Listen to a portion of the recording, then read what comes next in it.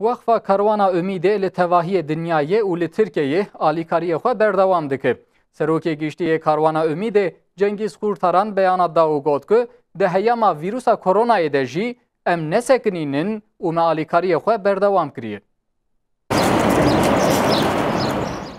Vakfa Karwana Ümîdê di heyama vîrusa koronayê de jî naber neda xebatên xwe yên alîkariyê û ji bo kesên feqîr û muhtaç bû umûd û hêvî. Serokê Giştiyê Karwana Ümîdê Cengiz Kurtaran Karwana Ümîdê ya Rihayê ziyaret kir û piştre derbarê faaliyetên xwe de beyanat da. Kurtaran derbarê xebatên xwe yên alîkariyê de malumat da û îfade kir ku em di heyama vîrusa koronayê de jî nesekînînin û me xebatên xwe berdewam kir. İçinde ve yurt dışındaki çalışmalarımıza Kurtaran wiha got. Me tu carî de ji vê îbadetê bernedaye. Bixusûs di heyama vîrusa koronayê de em daketin sehayan û me bi dildarên xwe re alîkariyên xwe li tevahiya Tirkiyeyê berdewam kir. Em wek navenda Karwana Ümîdê geriyan. Me faaliyetê xwe dewam kirin. Bi kesên ku me li deriyê wan xizre kesên ku li deriyê me xiz jî hebûn.